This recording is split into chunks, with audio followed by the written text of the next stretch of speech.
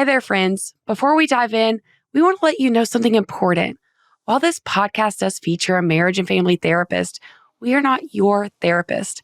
This is a space for informational and educational purposes only.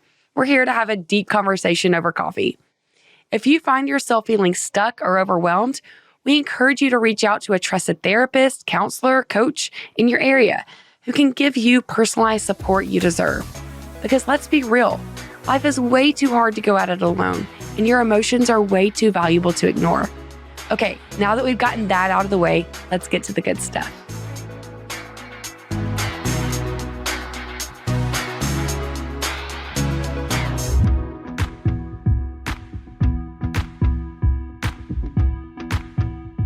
I've been so fortunate to have some incredible guests on our podcast, but today's guest, Vanessa, I have so much joy in getting to have this conversation with you about sex and desire and initiation. In regards to my own relationship as well, I believe you and Xander have been married for 17 years. Am I close? We've been together. This year it'll be 18 that we've been together. Yeah. Which I'm like, how did I become old enough to be in an 18-year relationship? I don't know when that happened. I feel that deeply. We just had our 17th wedding anniversary. And I'm like, oh no, I remember knowing people that had been married that long. And I'm not one of those people. But I am so excited to get to bring you in and introduce you to our audience. I will say that I grew up, you talk a lot about a sex negative culture. Growing up in environments that were sex negative, I definitely feel that was my experience. And so I found myself in a box sexually that was not very connecting, not very fun. And I will say that watching your Instagram, your and Xander's message and your stories and your podcast has brought so much freedom to me in my relationship. So I'm curious for you what that looked like even in your upbringing and how you helped reshape your box and what that looked like. My upbringing was also fairly negative around sex. I really have yet to meet many people who say, no, I grew up in such a positive environment around it, unfortunately. It just was something that was not talked about in my household. And I very clearly got the message of this is something that's forbidden, that's off limits. We're not supposed to talk about it. My experience of getting the talk from my parents, again, like most people, was very awkward. All that they said was, if you have any questions about sex, they couldn't even say the word fully out loud, you can ask us. And I knew that what they were actually saying was, please, for the love of God, don't ask us anything. We don't want to talk about this. So I struggled with it so much because I was very curious about sex, about bodies, about pleasure and connection, even from a young age. And I didn't understand, why was this something that we weren't allowed to talk about? Why was this something that seemed so forbidden and taboo and bad when I was already having experiences of pleasure and joy in my own body? It was very, very confusing for me. And I struggled in so many ways. Once I started becoming sexually active, started, dating people, struggled with things like lack of body confidence, not knowing how to fully assert myself and ask for what I want or say yes or no to things. I struggled to orgasm with partners, struggled with challenges with my libido, like pretty much all over the place. If you can think of it, I struggled with it. And that really became a lot of my motivation to help people unravel all of this shame that we've been taught to have. Yeah. Honestly, I think so many women and men as well listening, hearing that, and especially if they follow you and they see you today and how you share, it's like, oh, okay, there's hope for all of us. If Vanessa was struggling with these issues before and she has been able to tap in and find more freedom, then there's hope for me as well. Where would you say the shift came for you in rewriting that script for yourself? I do think there was this thread going through most of my life where I did recognize that sex was supposed to be a pleasurable and joyful experience. And I'm not even talking about like connecting with another person, but just even my own relationship with my own body. There was supposed to be pleasure and joy there. And I experienced that joy in my body for such a long time. So it was this little tiny thread running in the background, even as I was struggling with all these challenges in my actual sex life, that I think I kept coming back to that idea of this should be joyful. This should be a pleasurable experience. But it really wasn't until I started my relationship with Xander that I started making those actual practical changes. I had a really bad experience. One of the last partners that I was with before I met Xander, I faked an orgasm with him and he ended up bragging, this other guy, not Xander, this guy, he ended up bragging about like, oh, I'm so good at pleasuring you. It's so easy for me. And I remember in that moment thinking to myself, like, this is it. I'm not doing this anymore. Not only did I fake this orgasm, like I didn't enjoy this experience, and now you're bragging about it on top of all of that. So that was a real turning point for me where I realized I don't want to do this anymore. Like I want to have a good experience with my body, with sex, with partners. And so I decided in that moment to make a change. But fortunately I did have that little undercurrent that had been running through my life for many years before that. I love that. When you were with Xander, were you already starting your degrees? Were you already in the sex therapy world, or did that come after? I was already in the sex therapy world. So I started in the field when I was 18. I joined a research project and I was working with a professor and researcher. And I decided to do my undergraduate degree in human sexuality too. So I went to Brown University, which at the time was one of two or three schools that had an undergraduate degree in human sexuality. And I continued doing like research projects and getting out into the community, teaching sex ed. And so I struggled afterwards, though, after graduating from college, because I was trying to figure out, okay, do I want to go about this more from a medical lens? Like I could be a doctor. I actually did pre-med in college, can be a doctor and kind of teach sex from that medical perspective, or do I want to go more in psychology route and to it more therapeutic background? And I ended up deciding right around the time that Xander and I were starting to get together, I decided I wanted to go more of the therapist route. So I went back to grad school shortly after we started dating. You both share so much, like you share so vulnerably about your sex life, which is traditionally a very taboo, we don't talk about. I mean, that's what we all grew up in realm. How was it for him to get on board with sharing so like vulnerably? It was a journey for both of us. So it's so funny because my initial interest in the field was because I felt like I couldn't talk about this, even with my parents. I wanted to talk about it. I wanted to be more open. And then I go to grad school, I become a licensed therapist, and I get this training. As therapists, we're not supposed to talk about ourselves with our clients. And I get that absolutely from the therapeutic lens. But I kind of found myself back in this place of like, oh no, like, I'm not supposed to talk about it.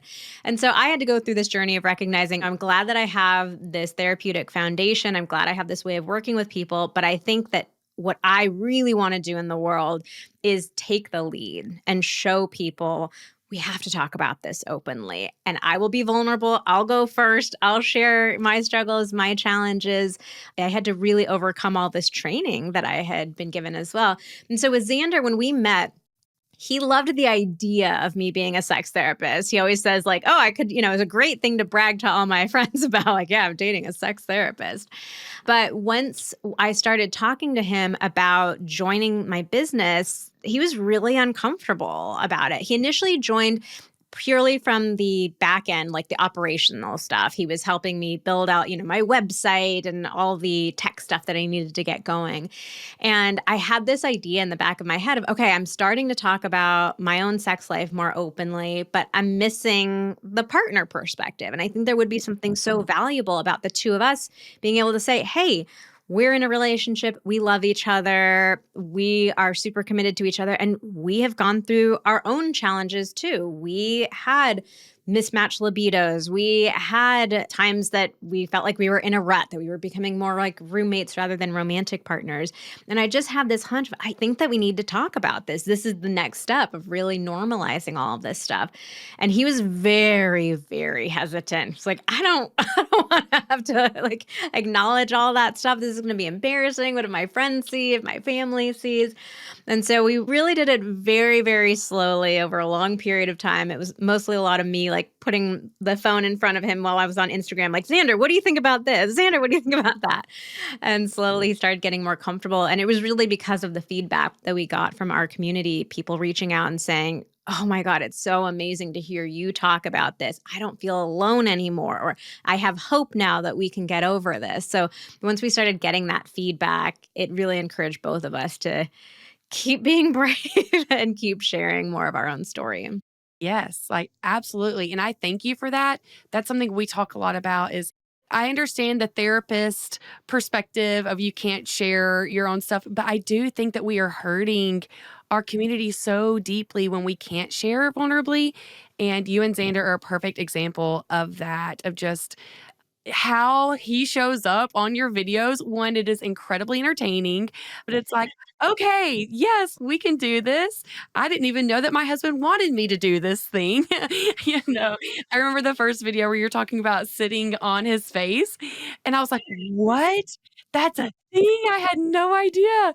And so I thank you for both of your vulnerability. I know that he is not here, but something you've been talking about recently a lot is as parents, a lot of our audience are parents and trying to make that time, trying to figure out this role of all of these plates that we are spinning and still find sexual connection.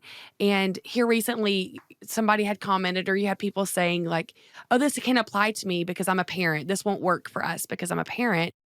But that's not true. What are you actually seeing now that you've started that discussion, how parents are making that space? What advice do you give to them to still connect?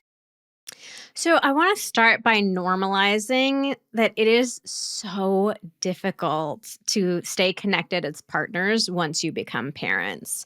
We've done informal studies, surveys of our community, and 91% of parents said that their sex life suffered after having kids. And there's so much stacked against parents, too. I mean, we're not getting enough support, there aren't enough resources, there's so much pressure to do all the things, to be the perfect parent. I mean, you look at on social media and it just instantly makes you feel like you're doing a terrible job. I want to acknowledge that it's really challenging. I don't give advice lightly. It's not like, just do this. It's super easy. Like, it's hard to do and it feels hard because it is hard. And I always want to start from that place of validation. So that being said, like, we have had we've had some parents in our community give feedback about certain tips or ideas where they'll say, like, oh, this just doesn't work for parents. And I think what that speaks to is just the overwhelm that parents are feeling. Like, it just feels really hard to imagine, like, trying to add another thing into your life. And I think it's very easy for parents to feel like they'll see advice about keeping the spark alive and having that romance. And it kind of feels like another thing you're failing at. Like, oh my God, I'm barely staying afloat. I'm barely keeping it all together. And now I also am feeling guilty and like I'm doing a bad job being a partner. So, what we try to do with our tips is just really be as simple and practical as possible. I'm not going to tell you to go off for a 2-week romantic retreat, just the two of you leave the kids behind. Like, if you can swing that, great. But I think you're highly in the minority. So, we try to look for tips that give you the most bang for your buck. And to also recognize, like, there are going to be in parenting, there are going to be seasons where it's just about survival. So what's the absolute bare minimum that you could do, even when you're in a season of survival? I think those things are really important. And I also encourage parents to think creatively too. So it's a pretty natural tendency to hear something and like a piece of advice and get a knee jerk reaction, like, it's not going to work for me. It's not going to work. But I think it's important for us to get curious and ask ourselves, like, is there something here for me? Is there a way I could tweak this tip? Is there a way I could take a piece of it and leave the others? Or maybe this tip doesn't really work for me, but I keep scrolling through the pages. Hey, there's one that I'm a little bit curious about. So I think when we come at it from a mindset of what's here for me, what's possible for me, that just changes everything. I mean, literally, if you just made that shift, that would make a huge difference. But let's go back to like some of the practical tips for parents. So two of the things that I love the most are the 6-second kiss and the 30-second hug. So we have research showing that these are the specific timeframes our bodies need to release a hormone called oxytocin, which sometimes gets called the cuddle hormone or the love hormone. It's the thing that helps us feel bonded to our partner and connected to our partner. And so if you give your partner a 6-second kiss and a 30-second hug, once a day. That's literally 36 seconds, or you could even combine them and do them at the same time. It could be 30 seconds. So everybody's can find 30 seconds of time for each other, but like just that alone will have a big impact on your relationship. So I love that.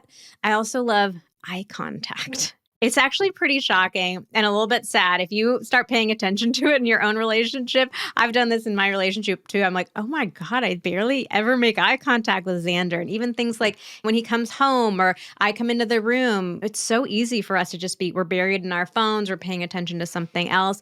But eye contact is such a simple way to feel more seen. I mean, literally, feel seen by each other, to feel like your presence matters to me. I am taking that moment to acknowledge you. Like, and again, it's so tiny, but it makes a shockingly big impact. And then the third thing, these are kind of like the trifecta that I really love suggesting. The third thing is gratitude. Research has found that gratitude is the number one predictor of marital satisfaction. And gratitude is free, it's fast, it's easy, and it feels good to both give and to receive. And it goes back to that idea of feeling seen too. With the eye contact, it's being seen literally. With gratitude, it's being seen like emotionally. So taking that moment to thank your partner for something that they did, to appreciate them for something about their character, or the way they show up for you, the kind of partner that they are. It can take 2 seconds, but you can make your partner's day. Yeah, I absolutely love that. And I love that you even started by talking about even the stories we tell ourselves about sex, which I do understand. I have 4 young kids. I feel very overwhelmed. And, but when I say stuck in the, no, I can't, I don't have time. And when that's my narrative, then that is how I will show up and live. But I love the thought of even just saying, what is possible for me? What is available for me? Let's start thinking a little bit outside of the box, and that can change everything. And then, yeah, the 30 seconds, I can for sure do 30 seconds. I love how simple that is. One thing that I ran into after having kids, and I think even long before kids, was desire.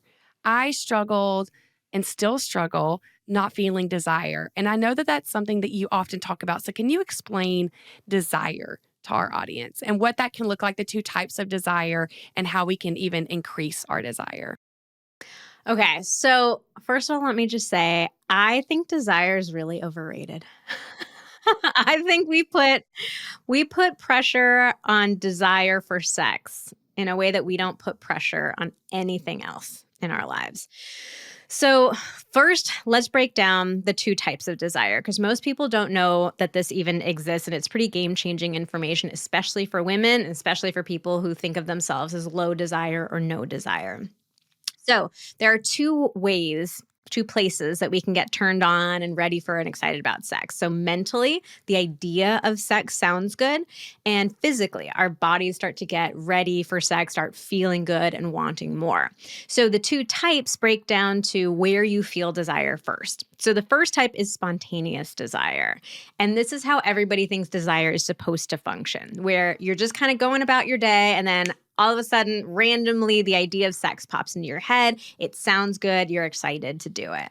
And so every time you see sex on TV and in the movies, it's always spontaneous desire. It's just that kind of out of nowhere feeling. The second type of desire, though, is called responsive desire. Most people have no idea that this even exists, but research shows that about 85% of women experience responsive desire. And so that's when you experience the exact opposite. Your body has to register pleasure and arousal first, and then your head starts thinking, sex sounds good. I want to have more of it.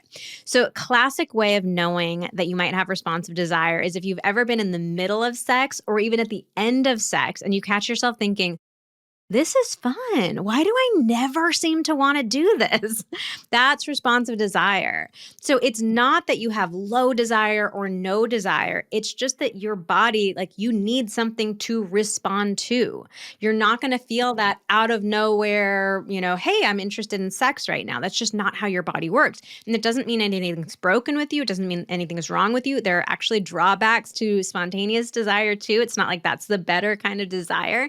It's just how your desire works. So we have to like rethink the way that we initiate sex with responsive desire, because most of us initiate sex by looking over at our partner. Hey, do you want to have sex? And for a responsive desire person, if you're being asked that in that moment, 99 times out of 100, the answer is going to be no, because you haven't had any sort of physical stimulation yet. You don't have anything to respond to. So that kind of initiation does not work for somebody with responsive desire. But again, since most people initiate that way, a lot of women are left feeling like something's wrong with me, something's broken. So let me loop back around to my idea of like, I don't think desire is as important as we make it. The reality is that we feel ambivalent about so many of the things that we do in life, even though we know they're going to be fun and enjoyable and good for us. Like, even think about, I had a coffee date with a girlfriend this morning, and I'm, getting ready on my way out to go to the door. I'm kind of like, ugh, I have other things I should be doing. It's a little cloudy out. I don't really want to go, but I still go because I know, like, I want to see my friend. I'm going to enjoy it when I get there. And I'm always happy that I've ended up spending that time, right? So I don't beat myself up about that. I don't think, what's wrong with me? I must be a terrible friend. Why am I not jumping out of my skin excited to go hang out with my friend? It's just like, that's just how life is. So why is it that the bar is so much higher when it comes to sex? Now, so the way that I've changed that around in my life and in my relationship is, instead of thinking about it as, am I wildly turned on right now? Am I super horny and I want to connect with my partner? I think about, am I open to intimacy? And literally just shifting that one word from want, do I want to have sex, to am I open to having sex, changed everything for me. So that brings the bar down for me. I don't feel this pressure in that moment. I don't have to be turned on in that moment, whether it's I'm initiating sex or I'm responding to Xander initiating. I just have to think like, am I open? Am I open to the possibility of being turned on? Am I open to having a good time? Am I open to having an orgasm? When I think about it in that way, it really shifts everything for me.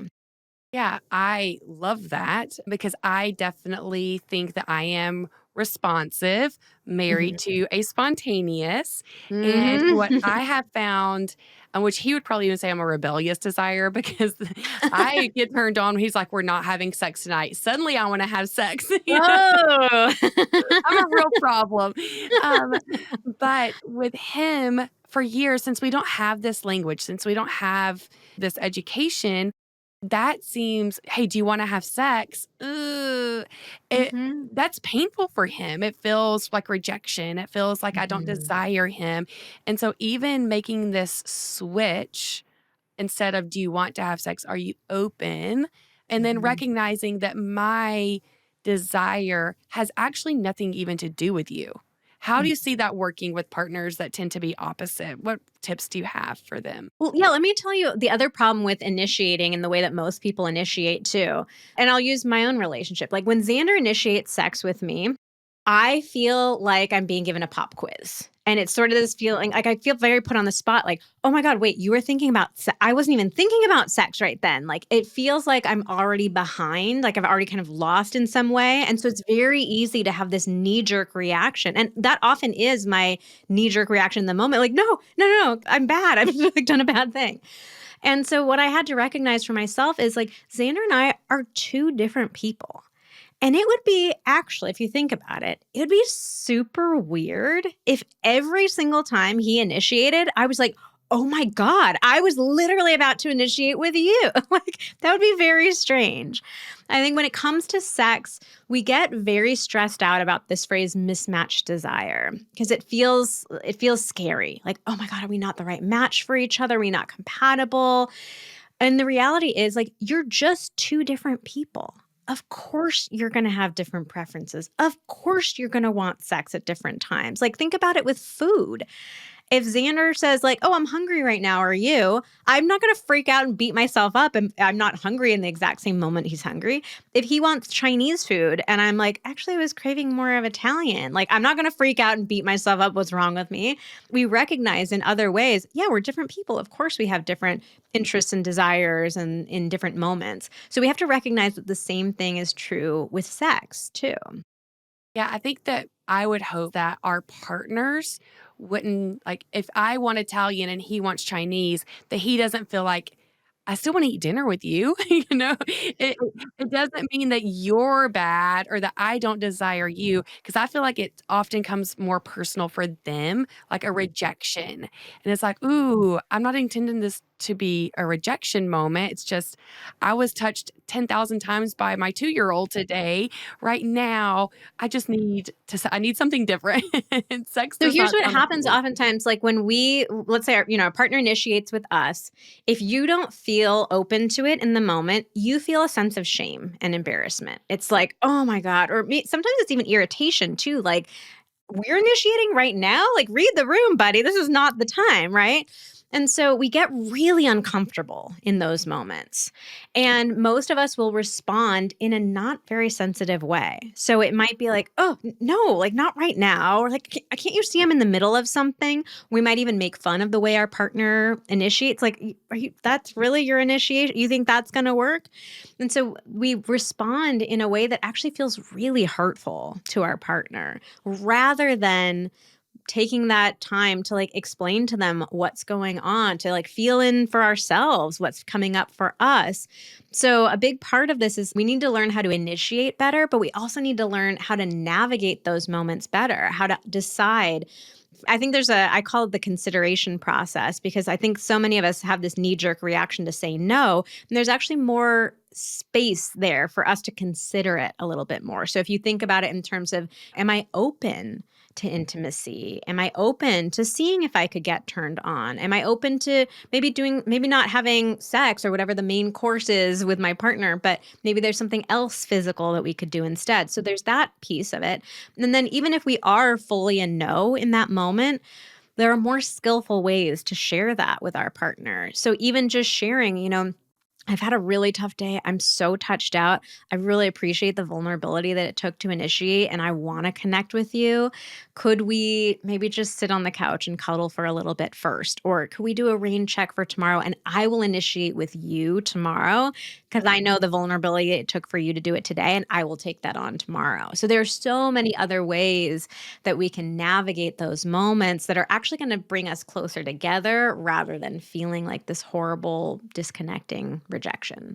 No, I love that. And I also love even just our partners understanding us better. Like we need to understand ourselves, both of Mhm. us, but for them to understand and be like, ooh, okay, I know my partner is responsive.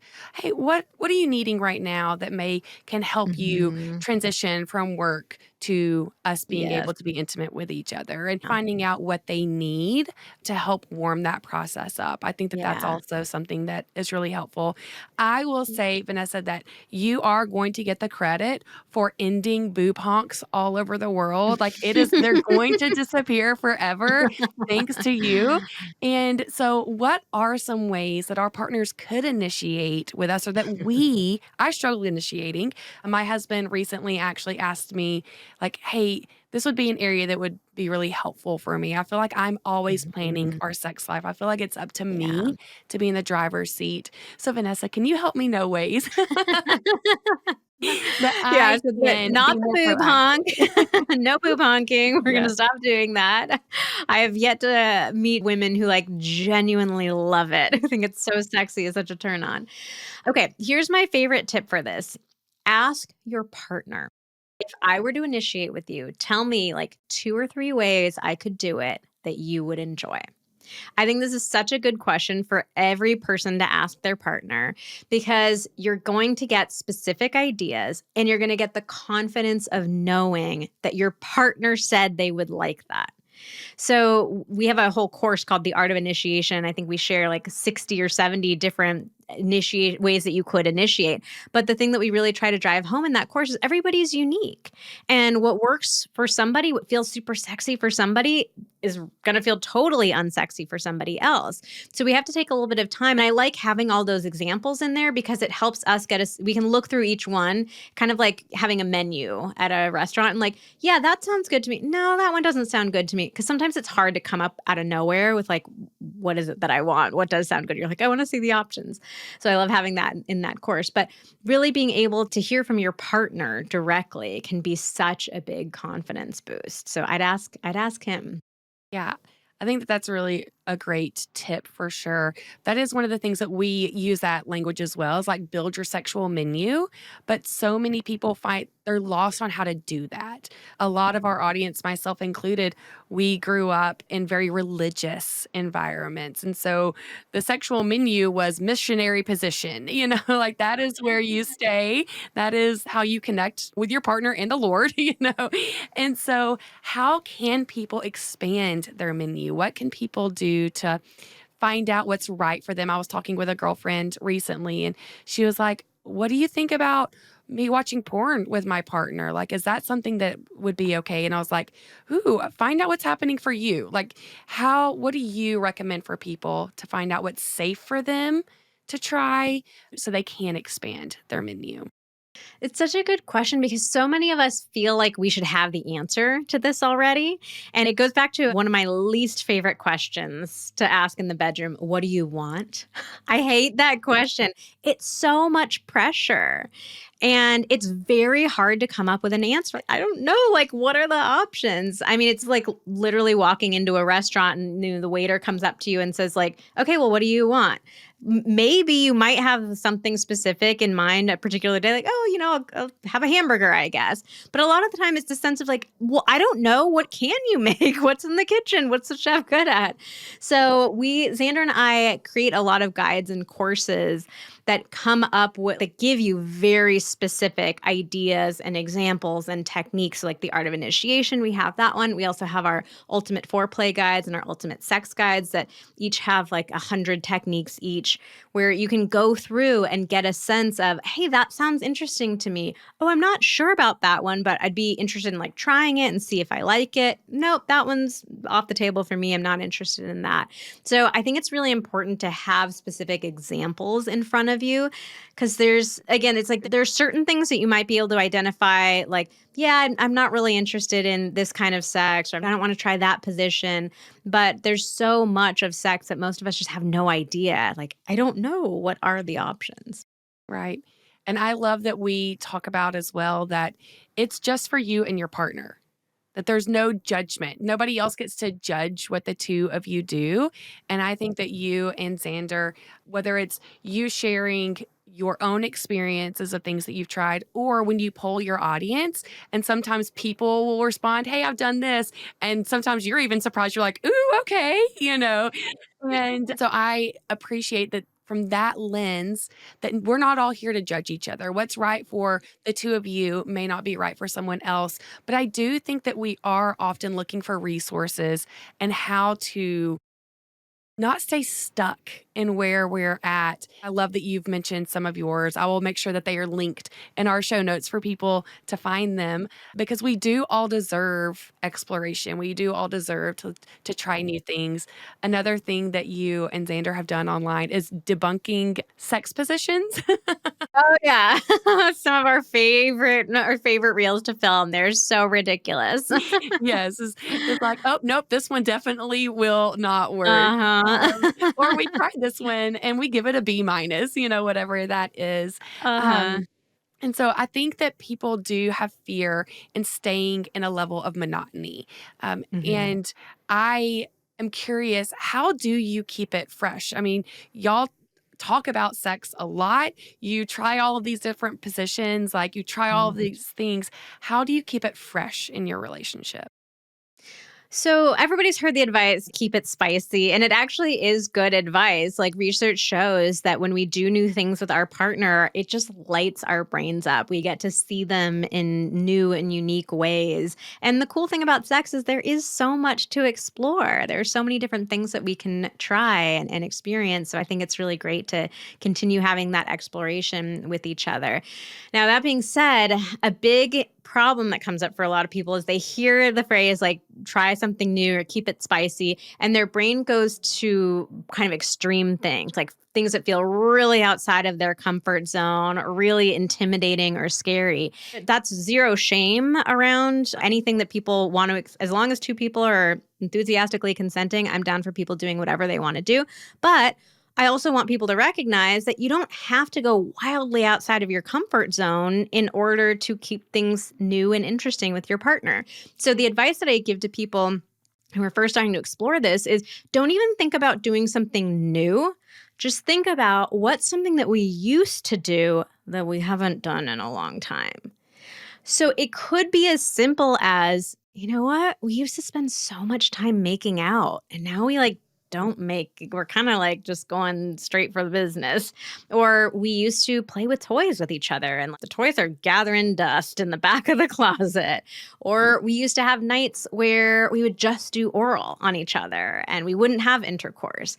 So, like, do something like that again, bring something like that back. So, I love doing that because you've done it already. So, especially if you're feeling shy or nervous about trying something new, it's like you have that confidence of knowing, oh, no, we've already done this and I know I like it. It's just we've fallen into a little bit of a rut where we're doing the same things over and over again with our sex life.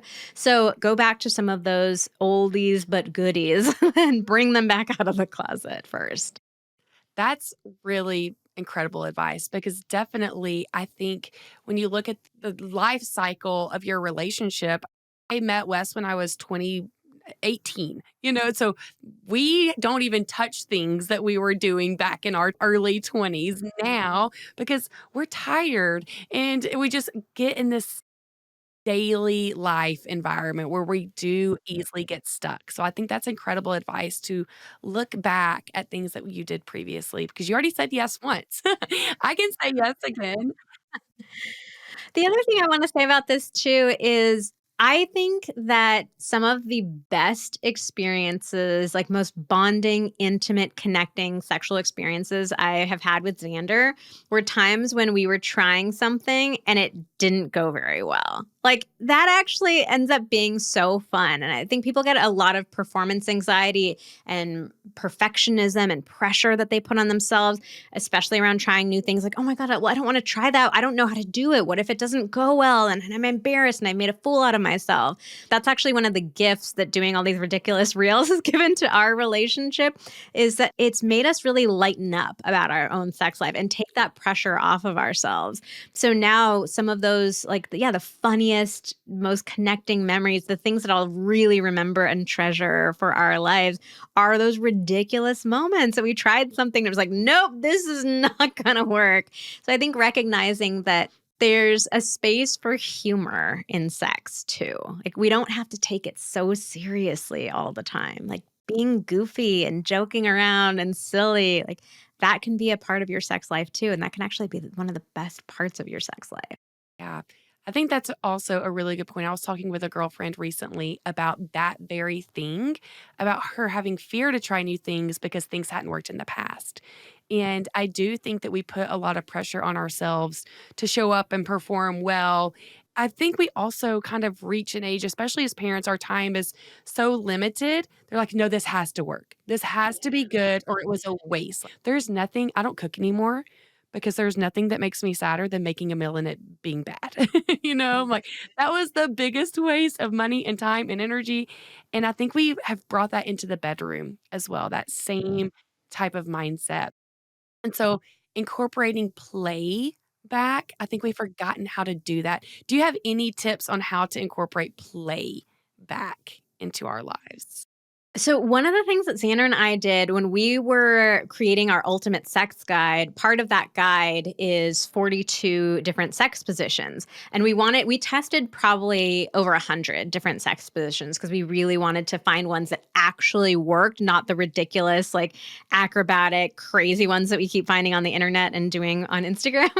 And so what we did for those is we actually did fully clothed practice sessions. So we would look at the picture that we were finding and we were clothed, we weren't having sex, but we would get in a position and try to figure, okay, I think this could work. No, you'd have to like move your body part around this way. And that actually was so helpful to us because there was no pressure in the moment because we're like, we're not having sex, we're not actually doing this for real, but we were still going through the motions of it and trying to like figure things out. So then when we found positions that we were like, you know what, I think this one could work, then we actually would try it later. And there was no pressure around it. Because it was like, we've already kind of played around with this. We've figured it out a little bit. So I think something like that can work really well. And our guides also work very well in terms of trying new things because there's this funny way that you get to like blame it on the guide. So let's say you're looking at our blowjob guide and there's a specific technique. You're looking at them together. You're going through, your partner says like, yeah, okay, I want you to try that. Let's see how that goes. And then let's say you do it. Let's say your partner doesn't love it or you feel like you just can't quite get the move right. You just blame it on the guide. Like, oh, that one didn't really work. Let's move on to the next one. So in a way, it depersonalizes it. It doesn't feel like, oh, I messed up so badly. I was a failure. It's like, oh no, the guide, that was a weird one. I love that. I think that's really genius because we've forgotten how to laugh with each other and Mm-hmm. how to have space to figure things out. And Mm-hmm. having something where it's like, oh, it's not your fault. It's not my fault. Okay, it's this guy's Yeah. fault. Blame us. We'll take Blame it. it on them. Yeah, it was the recipe. It was the recipe was bad. I'm not a bad Yeah. cook. No, I love that. Well, I am curious. What's the big deal about sex? Why does it matter? Why should we be putting so Mm-hmm. much effort and Mm-hmm. attention into this act that we do with our partner? And so I've heard you share a little bit, but I want our audience to hear Yeah. your perspective. I'm really glad that you're asking this because it speaks to a really big mistake that I think most of us make, which is that we think of sex as just this physical act. It's just a physical thing we're doing. You're just putting body parts in body parts. And we also look down on it from the pure pleasure perspective, too. I mean, we've been socialized, at least in this country, to kind of look down on pleasure in a way. It feels like not important. It's like, yeah, there are more important things in the world. There are better things I should be doing, better ways I should be spending my time. But I feel so strongly that sex is not just a physical act. It's not a thing that we do. It's a place that we go to. Esther Perel says that all the time. It's a place that we go to. It's an experience that we have with our partner. It's a way that we communicate our love to them with our bodies. Our bodies are like speaking this language to each other, doing this dance to each other, with each other that we can't do with our words. It's a way for us to be vulnerable around each other. It's a way for us to feel connected to each other. It's a way to play. It's a way to explore. And I think even the pure pleasure in and of itself is valuable and worthwhile too. Like life is really hard. It can be really hard. And sex can be this safe space for us with our partner, this thing that we do with nobody else in the world, just with each other. So I think it's really important for couples to recognize that it is a valuable, worthwhile experience for us to have with each other. Yeah, and I've heard you say as well that sex is something that we get things back from. Like it gives to us. Gives back to us. Yeah. Yeah, it's so funny. So a lot of people will say, oh, we just don't have the time for sex. We're so busy for sex. And and I had a really great experience with this a couple of years ago. There was one day in particular where we just had one of those days that was pure chaos. Like from the moment we got up, just constantly going. We were so busy. But we had talked earlier that morning. We had said like, hey, we want to have sex today. And the day was going on and it was like, there's no way. There is no way this is going to happen. So we were trying to wrap things up. We had to go to a dinner at my parents' house later that night. We were getting to this point where it was like, there was just a small amount of time to finish all these things.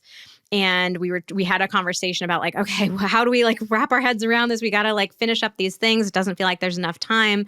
And Xander kind of stopped us in the moment because we had said, you know what, there's just no time for sex. There's no way we're going to have it. And he stopped us in that moment and he's like, that's crazy. All this other stuff that we're talking about, yes, things are important, but like you are more important to me. And us having time to connect is more important to me than all this dumb stuff that we have on our to-do list. And I thought he was absolutely crazy at first. I was like, no, we cannot have sex. There are too many things on the to-do list. But when he looked at me and said, you are more important to me than this to-do list, that really hit me. Part of my brain was going, this is crazy. This is crazy. What are you doing? And the other part, I said, you know what? He's right. Let's prioritize each other. And so we went and had sex. And it was pretty like to the point. We're just getting it done. This was not hours of taking our time with each other. It's like, let's get it done. We had sex and we were instantly in a better mood. And we went back to all the stuff that we had on our list. And it was like time warped for us. And we finished everything that we needed to get done in order to leave at the right time to go to my family's house. And I think most people have had that experience of like kind of time like warps for you in a certain way. You're like, I don't understand how I just got all that done, but I did. And that was what made me realize like when we prioritize each other, it gives us this energy, this goodwill towards each other. We came together. We were such a team. We knocked out all the things that we had to do. It was like magic, honestly. And that was a real turning point for me too, of recognizing, you know what, we have to prioritize ourselves. Like, yes, of course, there are a million things that we have to do as adults. Life is life and we got to do the things, but like we also need to prioritize each other. And when we do that, I really believe that the universe rewards us and it makes that space for the things that we need to have. Yeah, I love that you share that story because I think about so many of us, myself included previously, if we had this big to-do list and then our husband comes in and he's like, "Hey, let's have sex." The answer is going to be a solid no. Absolutely not. Mhm. Are you crazy? Read the room, like one of those reactions. Mhm. But I love how you put that in perspective of it's not just that he's asking to do this like hobby. He's not asking to just get off. He came from it from a place of, I want to connect with you. Can you give me 10 minutes to connect with you? And when we can see it from that lens, the lens Mhm. of connection, we Mhm. can set aside 10 minutes. And I'm being generous, the 10 minutes, if you're just getting in and getting it done, Oh yeah, for no, some this is people. like 5 minutes. It's like 5 It's minutes. like We're not maximum kidding efficiency. anybody here, you know? But we can pause for those 5 minutes and actually Mhm. connect, and I love that perspective because I know so many of us, especially as women, we're very task-oriented. We get sucked into that to-do list, and we have our Mhm. goggles on, our tunnel Yeah. vision, but when we can open that up to I have 5 minutes. And if I can do this in 5 minutes and we can connect, what can we Mhm. achieve after together? Now we're Yeah. functioning from such a different place of Yeah. teamship. I think so many of us women, we see sex as something that we have to give to our partner. And especially if you're a mom, you've been touched out all day, you're giving, giving, giving, giving, giving all day. Sex can feel like this major inconvenience, like another person needing another thing for me. And so, an incredibly important part of the equation is that sex has to be something that is for you too. The reason that it worked in that story with Xander and me is because I knew I'm going to get something too. I'm going to have an orgasm in those 5 minutes. This is not just something that I'm doing for him that I'm then going to be resentful about later. So that's a really important piece of the puzzle too. We have to stop having sex that's just about our partner. We have to stop giving sex to our partner and make sure that there is something for us in that experience, that we get as much enjoyment and satisfaction out of it too. Which I love that you said that, and I wanna highlight so many women struggle with orgasm, and you have a course all about orgasming and how to tap into that part of you so you can experience it. I've heard that from several people. I don't know, did you watch Dying for Sex? I haven't yet, but it's on my list. I am dying to watch it. One of the funniest shows I've ever seen, and it ended it's one of the saddest things I've ever experienced in my life, but seeing this woman just like, I've never had orgasm with a partner, like, this is my desire.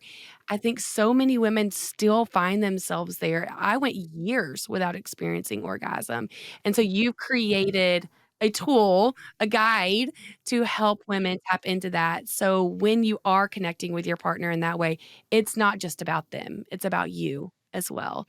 Yeah, yeah, that course is called Finishing School, and, yeah, I mentioned earlier when we were first starting this conversation, yeah, I went for years unable to orgasm with a partner and faking every single orgasm. Man, I got real good at that performance. And so I created this course because I struggled for so long. And even entering the sex therapy field, doing all this research, doing all this training, like I couldn't find practical tools. I saw a lot of advice that was like, just relax, don't think about it, have a glass of wine. And I was like, yeah, but what do I like do? It's not helpful to tell somebody, like, just don't think about it. Of course, I'm thinking about it. So I wanted to give the tools and resources, like, once I developed them and figured out like how to consistently, reliably have an orgasm. So now I have an orgasm every single time. So I knew I was like, I have to share this with other women because I don't want other women having to go through what I went through. I know what that's like to feel broken, to feel ashamed, to feel like so worried that you're never going to experience that, to feel resentful of your partner and have like low libido because of it, because you, why bother having this? I'm not going to enjoy it. So I really know what that experience is like. And I don't want other women to have to go through that. Yeah, absolutely. Well, your work is so impactful, and how you share and how Xander shows up with you is truly impacting so many. I mean, hundreds of thousands of people are following you and watching and learning from you. And so I am one of them, and it has been incredibly impactful. So thank you for that. Thank you so much. It feels really great to know that it never, ever, ever gets old. Like knowing that I'm having an impact on people, it just means the world to me. Absolutely.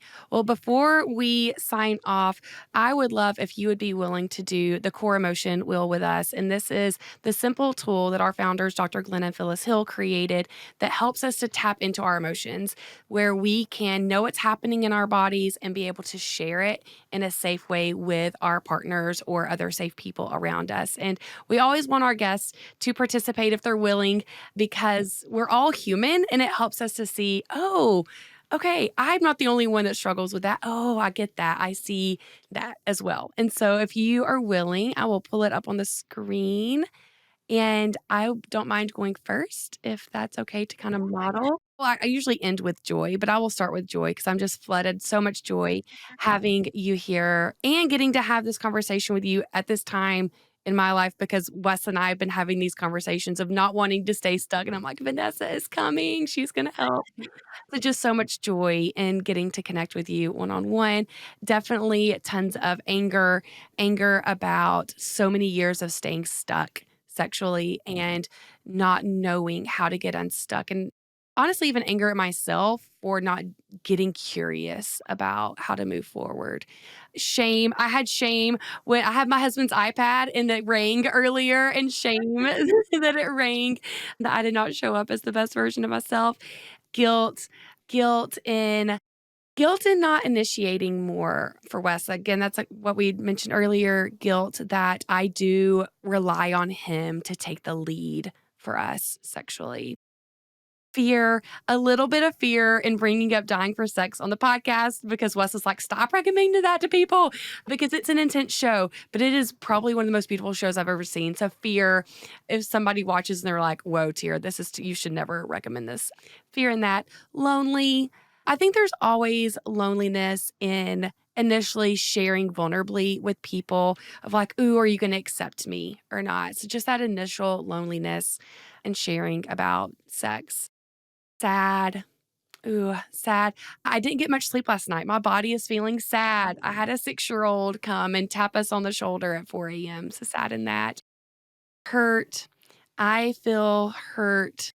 Mm. I feel hurt. Recently, I did initiate, and he was like, no, we're not going to have sex tonight, which I understand. He had things going on, but hurt anytime that I do take that step to try. And so, yeah, that is what is currently firing for me in these emotions.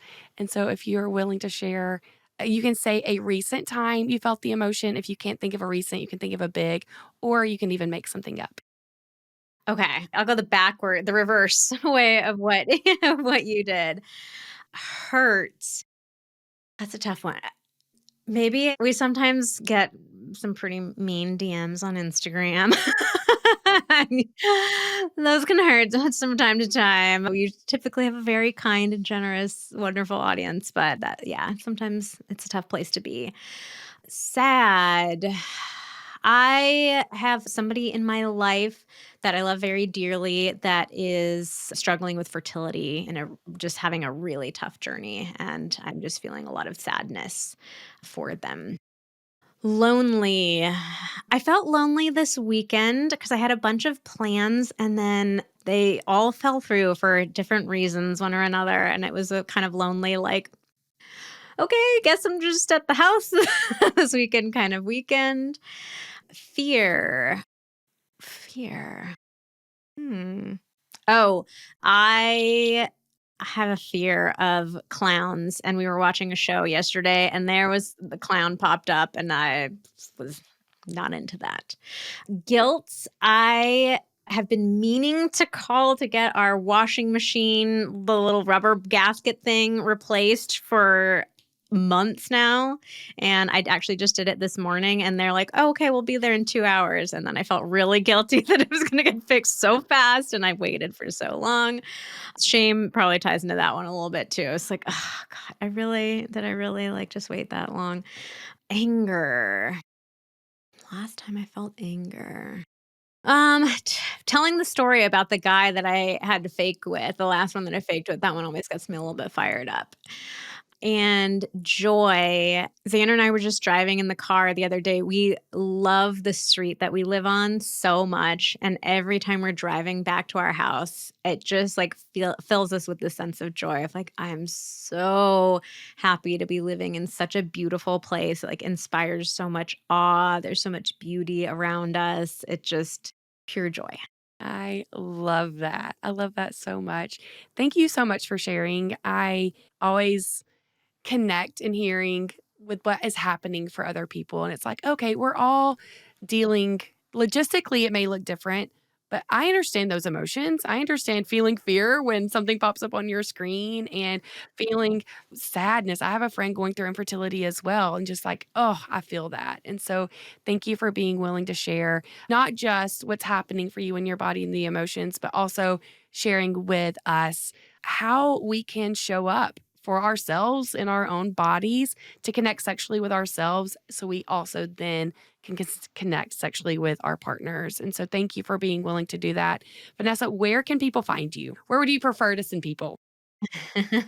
So we're very active on Instagram. We're at Vanessa and Xander if you want to see us act out ridiculous sex positions and make fools out of ourselves. But we love showing up on Instagram. We have a lot of fun there. And then if you're interested in any of those guides or courses that I mentioned, the art of initiation, the ultimate foreplay guides, ultimate sex guides, and finishing school, those are all available at vanessaandxander.com. And it's Xander with an X. Yes. Well, and you have written a best-selling book, Pillow Talks, like an incredible book. And so I highly recommend. I'll put all of these links in the show notes so all of you can get all of these resources that you need for yourself and for your relationships. And so thank you to our listeners for being here, for showing up every week. I encourage you to send this to your girlfriends, send this to your friend, and say, hey, we all need to have this conversation because we don't talk about sex enough, and it is something that is affecting all of our homes. So let's stop living in loneliness around this topic. And yeah, thank you so much for being here.